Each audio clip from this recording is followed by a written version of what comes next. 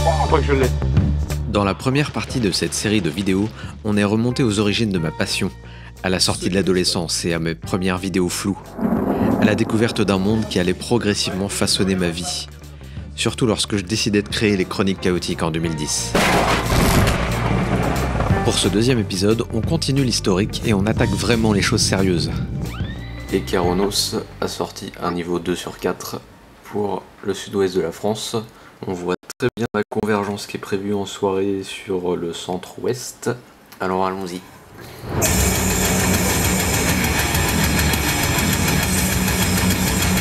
Voilà, donc là je suis en train d'arriver dans l'Allier, je suis pas très loin de Vichy.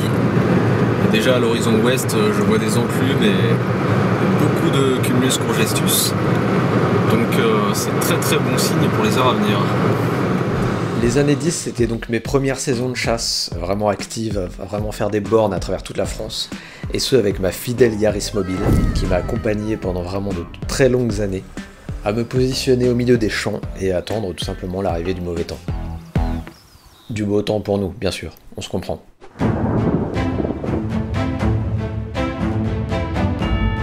C'est surtout le moment où je commençais un petit peu à prendre la confiance et je commençais à me montrer en vidéo. Et ça, c'était déjà une petite épreuve en soi. Donc moi, mon pronostic, c'est que le paquet qu'on aperçoit là-bas finisse par vraiment prendre de la vigueur suffisamment pour donner de l'orage. Donc là, alors ce qui se passe, c'est qu'on a des cellules à notre ouest avec des très belles bases là-bas qu'on aperçoit. Je suis posté sur les hauteurs de Roanne à peu près. Et on a des cellules plutôt sympas qui sont sur l'est du Puy-de-Dôme. Donc un truc à savoir, c'est que l'alimentation du chasseur d'orage est toujours très équilibrée. En fait, à ce moment-là, je faisais déjà du vlog, sans vraiment savoir que ça s'appelait comme ça. Et en tout cas, je découvrais ce plaisir de partager mes chasses et de raconter mes expériences face à la caméra, et le tout de façon très personnelle, vraiment de mon point de vue de passionné. Je pense qu'on va bien s'amuser. Par contre, le plus gros danger aujourd'hui, ça va être les touristes qui roulent un peu n'importe comment. Donc ça va être chiant, je pense. Ça.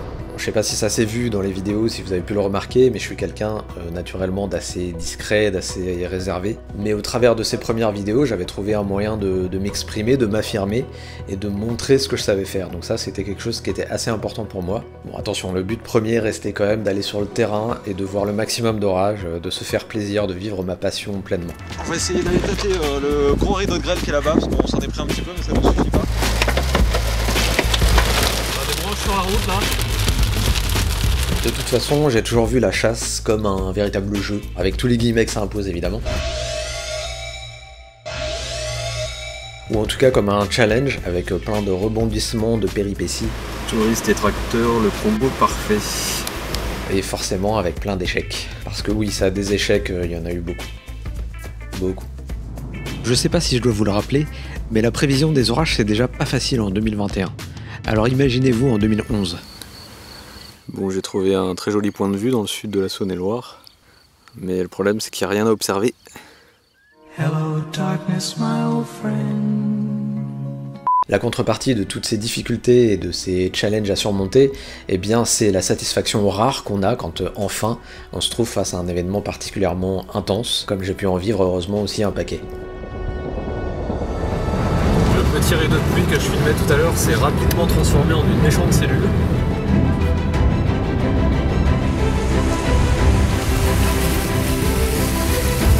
On a une structure très intéressante là. Oh la vache! Voilà ce qui vient de tomber. On a une zone de rotation qui est assez marquée là, assez évidente.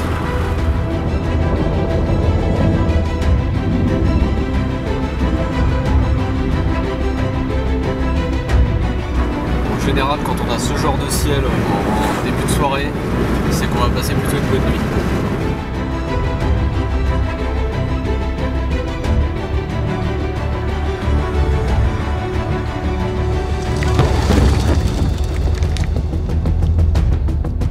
Globalement, ma quête a toujours été centrée autour de la foudre. Vraiment le phénomène orageux qui m'excite le plus. J'ai envie de la ressentir au plus près, de sentir le sol vibrer après un coup de tonnerre absolument fracassant. J'en J'en ai passé des heures à ruiner mon siège passager à cause de la pluie en essayant de shooter par la fenêtre ouverte de la voiture. Mais voilà, cette quête est toujours là depuis toutes ces années et ça veut pas tomber dans le cadre. Non. Je veux capturer la foudre la plus proche possible en photo.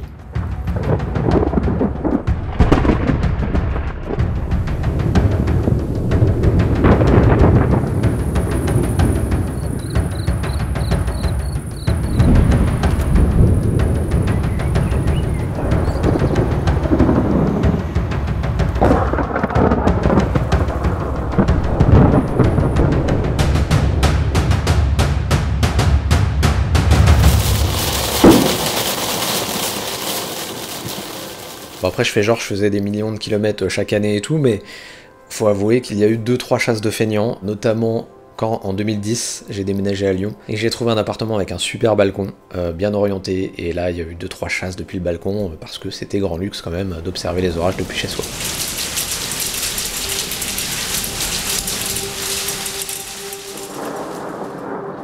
J'ai beaucoup parlé d'événements puissants ou intenses, mais ce serait oublier toutes les scènes plus poétiques, plus posées, plus calmes, les scènes simplement belles auxquelles j'ai eu le droit, notamment tous ces couchers de soleil magnifiques.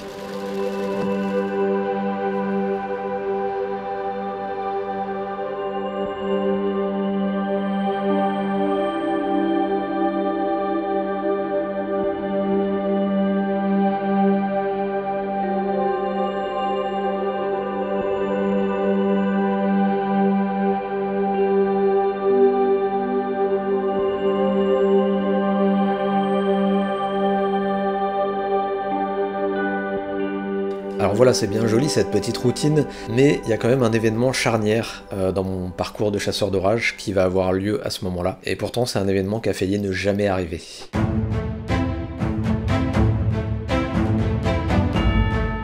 En 2009-2010, j'avais fini mes études dans l'audiovisuel, je commence à taffer pour une petite boîte de prod, à temps partiel, ce qui fait que globalement, je ne suis pas riche, voire même je suis plutôt fauché. Le peu d'économie que j'ai, je le garde pour acheter de l'essence pour partir en chasse pendant l'été.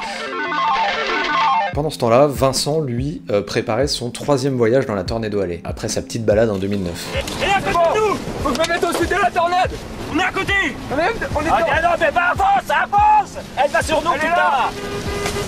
Il avait déjà prévu de partir avec Tony, et aussi un autre pote à eux, qui en fait va se désister au dernier moment. Alors Vincent et Tony cherchent un remplaçant, et ils vont penser à moi, sauf que moi, comme au niveau financier c'était vraiment chaud, à aucun moment j'envisageais de faire ce voyage, en tout cas de moi-même j'aurais pas pensé un seul instant. Et puis mine de rien, j'ai à peine 25 ans, donc je me sens pas encore suffisamment en confiance pour aller affronter les orages américains, donc c'est quelque chose qui sur le papier me paraissait totalement inaccessible. Mais c'était sans compter sur la générosité de Vincent. Vincent qui va me proposer de m'avancer le prix du billet d'avion pour ne pas me laisser le choix. Donc j'ai pas vraiment le choix, du coup je vais m'embarquer dans une aventure qui va un petit peu changer ma vie. Donc aéroport de Francfort, c'est ça? C'est ça. Voilà. Yeah. Nous étions partis pour 3 semaines dans la Tornado Alley, avec un passage par Chicago, avant de foncer vers les Grandes Plaines. Moi qui avais assez peu voyagé jusqu'ici, j'étais projeté dans une expérience de rêve. Et encore, j'étais loin de m'imaginer vraiment ce qui m'attendait. Et si seulement j'avais eu le sponsor de la vidéo du jour à l'époque avant de partir aux États-Unis, ça aurait vraiment été top. Je vous explique tout ça. Est-ce que je dois vous rappeler qu'aux États-Unis on ne parle pas français? Enfin, à quelques exceptions près. Ok, bon appétit. Merci. En 2011, mon niveau d'anglais à l'oral était vraiment pas fou. Pourtant, c'est quelque chose d'hyper important dans la Tornado Alley pour pouvoir discuter avec les autres chasseurs, qu'ils soient américains ou européens, pour discuter avec les shérifs aussi qui vont s'arrêter à votre hauteur, ou pour se défendre face à un proprio qui vous trouverait sur ces terres. Dans tous les cas, grâce à Cambly qui soutient cette vidéo, vous allez pouvoir progresser très rapidement en anglais. Le principe est simple, vous allez discuter à distance avec des professeurs anglophones, dont c'est la langue natale, qui vont corriger vos erreurs au fur et à mesure et vous donner des pistes pour vous améliorer. Ce que je préfère personnellement, c'est la possibilité de choisir les profs par accent, selon leur localisation, histoire de vraiment bosser mon anglais américain. C'est hyper simple de sélectionner un professeur qui correspond à vos besoins, et certains indiquent même leur centre d'intérêt sur leur profil. Ça permet d'avoir un sujet de conversation naturel dès le début. What is the worst storm you remember and where was it? À l'occasion du Black Friday, Cambly sort sa plus grosse réduction. En utilisant le code et le lien dans la description, vous aurez 15 minutes de coaching gratuit et moins 60% sur l'abonnement d'1 an. So please, take a minute to check that out. and improve your skills. Let's go back to the chase now. De retour sur les routes du Kansas, à la recherche de mes premiers orages américains. Entre le savoir-faire météo de Tony, qui bossait déjà à Météo France, et l'expérience du terrain de Vincent, on allait rapidement observer de belles choses. Forcément, je vais avoir envie de documenter ce voyage, de photographier, mais aussi de filmer. C'est pas mal là, c'est bon. Ouais, puis je prends des grêlons. Oh, c'est pas grave ça forge le chasseur. Par contre, je savais pas encore ce que j'allais faire avec ces images après, et donc on fait juste des vidéos chacun de notre côté, pour le fun, pour garder des souvenirs, on va dire. Des vrais touristes, quoi. Arc-en-ciel derrière, les gars. Sinon, les éclairs, c'est par là. Les premiers jours sont relativement tranquilles. On a déjà des très beaux orages qui dépassent ce qu'on voit en France, mais rien d'extraordinaire pour l'instant.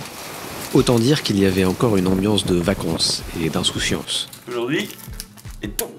Franchement, on était à la limite de la balnéothérapie. Alors les gars, sympa l'expérience des Dirt Road. Merci Vincent de nous avoir mis dans la bouche. Bref, il était vraiment temps que la Tornado allait se fâche un peu. Et puis là, ce qui va se passer, c'est que je vais voir la première tornade de ma vie.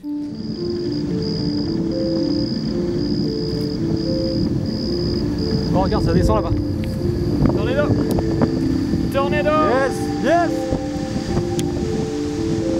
En plus, on a eu cette chance que ce soit dans des conditions particulièrement favorables, avec cet orage statique et cette lumière incroyable. Pareil. On est sur un petit pack complet composé de frissons, de bouche bée, d'émotions assez fortes qui m'envahissent. Vraiment un instant clé de ma passion pour les orages, quelque chose qui sera gravé à jamais dans ma mémoire, ça c'est sûr. Petit commentaire, Chris? Bah écoute, je pense que c'est la meilleure chasse de ma vie à ce jour, hein. sans nul doute. Et puis peut-être que c'est pas fini, j'espère que c'est pas fini. Alors non seulement c'était loin d'être fini, mais je dirais même que le plus gros était encore à venir.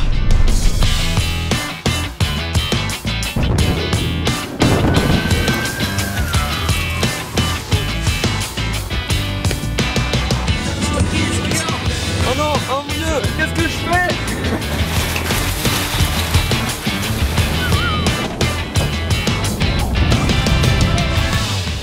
Allez, viens, on fait de la balancement.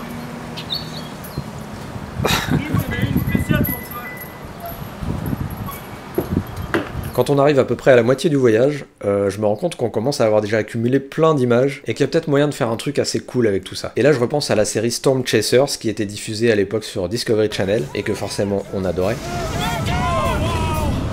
Et dans laquelle les équipes de chasseurs racontaient a posteriori leurs récits, leurs aventures, via des interviews en fait posées comme ça au soleil après les événements. But it's my job to keep everyone inside the Dominator safe, so I tried my best to ignore Reed. Et je me dis que ce serait peut-être pas mal d'avoir cette base de récit sur laquelle monter ensuite nos images de chasse. Alors je propose aux gars de prendre un moment dans une de nos rares journées de repos pour s'interviewer vite fait face caméra et raconter les journées précédentes. T'es légèrement à gauche pour moi? On se pose au milieu d'un champ avec un micro vraiment pas terrible. Non, légèrement à droite. Prise pour Christophe Asselin le 31 mai 2011. Et en 1 heure chacun à peu près, on va balayer toutes les journées précédentes, et avec quelques coups de soleil en bonus bien sûr. Voilà, ça fait 15 jours déjà que le voyage a commencé. Donc voilà, et du coup on va attendre que le camion passe. Deuxième journée du 20 mai. 20 mai. Tony nous aime remarquer avec beaucoup de judicieux, comment on dit, putain. L'ambiance en ville était assez angoissante encore avec le bruit dans les arbres, les fils qui sifflent et les panneaux qui s'envolent à des centaines de mètres.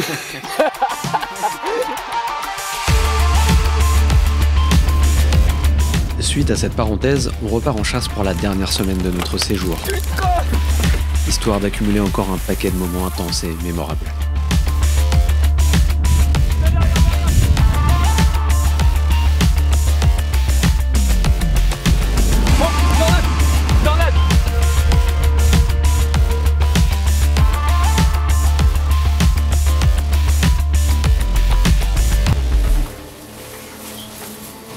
Voilà, on termine tranquillement notre voyage. J'ai été totalement refait par ces 3 semaines incroyables, évidemment. Tu veux le laisser jusqu'à que la femme de ménage passe?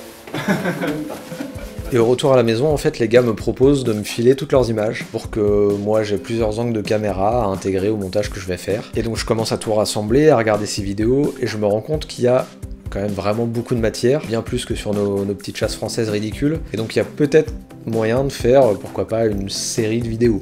Oh, good. That's good. Je cherche alors un nom à ce projet, un nom qui pourrait parler un peu à tout le monde, qui soit à la fois assez personnel, mais en même temps international. Et c'est là que me vient l'idée de Rendez-vous in Tornado Alley. Fin 2011, je commence à partager les épisodes, au milieu des cercles d'initiés, on va dire, pour l'instant. Mais après chaque épisode, je commence à avoir de plus en plus de spectateurs. On est rapidement contacté par la chaîne Météo pour diffuser la première saison sur leurs antennes. Nous accueillons sur notre plateau Christophe Asselin, chasseur de tornades et d'orages, réalisateur. Au vu du petit succès de cette première saison, je vais être vraiment très motivé pour faire quelque chose de beaucoup mieux l'année d'après. Parce que la première saison, c'était vraiment trop à l'arrache, c'était pas préparé du tout, c'était mal filmé, mal monté, avec quasiment aucun matériel. D'ailleurs, je vous le dis clairement, j'en ai honte de cette première saison, j'arrive plus à la regarder tellement je la trouve mauvaise, mal montée et tout ça, c'est... Bref, en 2013, le seul moyen de hausser un peu notre game, c'est de lancer une campagne de financement participatif. Parce qu'en termes de compte en banque, bon bah c'était toujours pas la fête. On avait même fait des émissions directes pour répondre aux questions des gens sur notre campagne de financement, sur le projet. Salut à tous et bienvenue dans cette émission spéciale sur Chronique Chaotique. On est là pour parler pendant pas mal de temps un peu de notre deuxième saison, comme vous le savez.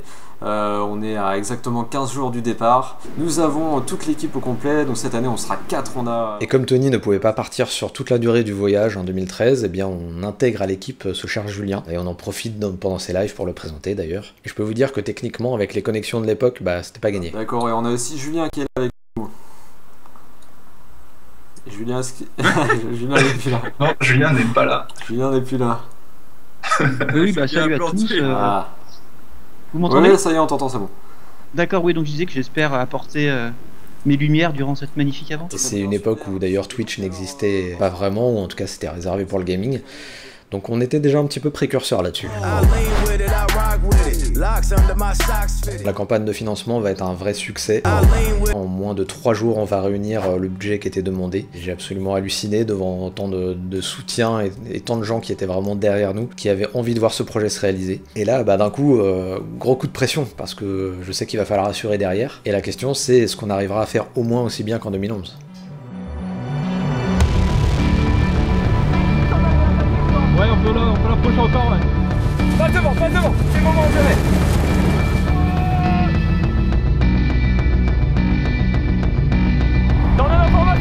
Tornade d'information, les gars. Ça va, c'est dommage. Magnifique. Tu t'arrêtes après le radar. T'arrêtes avant. Tornade à gauche, ça avance.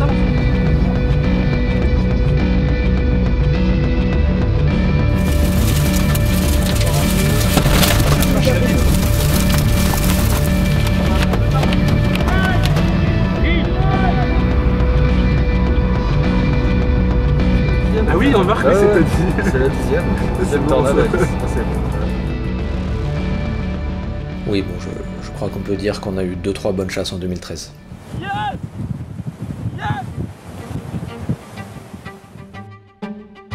Alors à côté de ça, on ne peut pas oublier pour autant les événements dramatiques qui ont eu lieu, comme la perte de certains de nos modèles, ou comme la terrible tornade de Moore qui nous a bien remué sur le coup. Putain, elle est en train de massacrer Moore là, les gars. Des expériences dont on ne sort pas indemne, mais qui font partie de la réalité des tornades aux États-Unis et qui ont ajouté à la dimension émotionnelle d'un séjour vécu vraiment sans répit. Donc voilà, on a dormi 3 heures et puis là il y a encore un risque modéré de tornade sur le Texas, avec 10% de chance de tornade comme hier donc. Alors il va falloir repartir en chasse. Cette année 2013 a été tellement exceptionnelle que j'ai même pas tout mis dans la série. Il y a encore des séquences inédites qui traînent sur mes disques durs. Les séquences que vous avez peut-être vues si à l'époque vous avez participé au financement participatif, puisqu'elles étaient en bonus sur le DVD qui était offert en contrepartie. Mais si c'est pas le cas, allez, je vous en mets un petit morceau ici.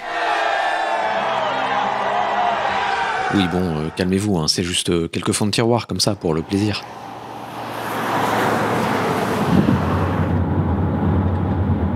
Stop. À la sortie de la crosse, regardez un peu. Après, bon, on n'est pas tous en même temps. Il y a une tornade qui commence à descendre. Bon, c'est quand même un bel orage de merde français. Hein, quoi. Faut le dire. Je sais pas si on va le chasser jusqu'au bout. Ah, c'est classe. Voilà.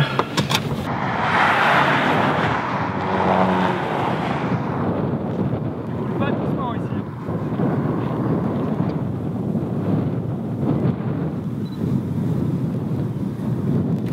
Et elle va droit sur Libenthal. Ouais. Et elle plus au nord. Donc voilà, Ramin, je te passe pas. C'est celle-ci qui est passée en. Les deux d'un coup, le bloc monté, le complet en fait. C'est là quoi. Ouais. Là il y en a une autre. Non, ouais.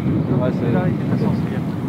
Donc ce qu'on craignait sur la situation du jour est un peu en train d'arriver, c'est-à-dire que les cellules, au lieu de rester isolées, forment très rapidement une ligne, elles se soudent entre elles et ça amenuise considérablement le risque de tornade.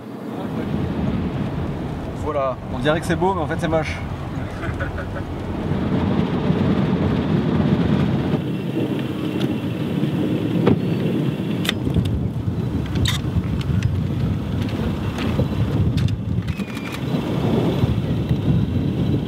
Elle est jolie cette cellule.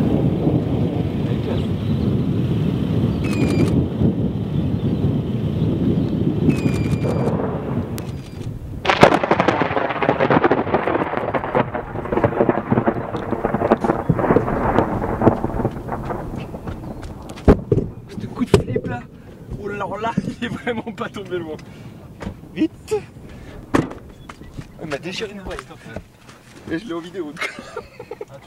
Ouais. Allez, on va faire un truc. Si cette vidéo atteint les 5000 pouces bleus, je mets en ligne l'intégralité des séquences inédites dans une nouvelle vidéo. Ça vous dit? Après, on n'est pas tous en même temps. Alors voilà, la seconde saison sort sur YouTube et elle marche beaucoup mieux que la première.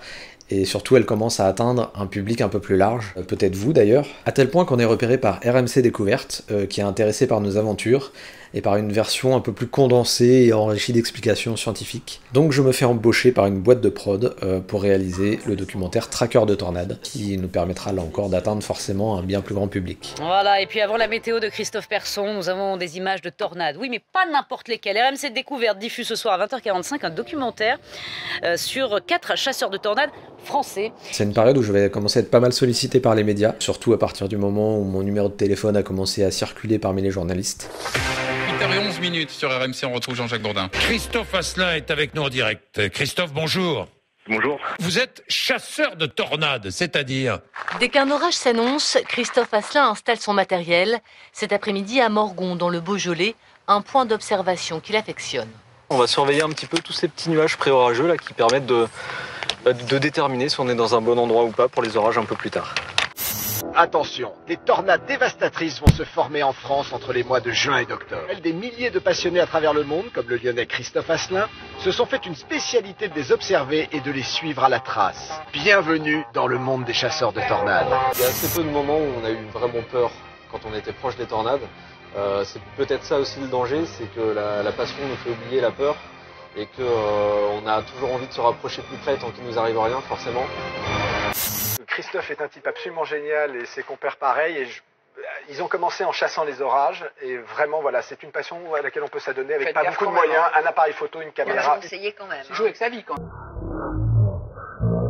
Donc cette visibilité, c'était pas pour flamber, hein, mais c'est vrai que dans certains cas, ça nous a permis de monétiser nos vidéos, de les voir diffusées dans plusieurs documentaires à droite à gauche. Elles ont même tourné aux États-Unis carrément. And reveal how some of the most experienced storm chasers in the world got caught inside the Mega Twister. Go baby, go! Thursday, 4:34 p.m. It's the Heartland's worst nightmare.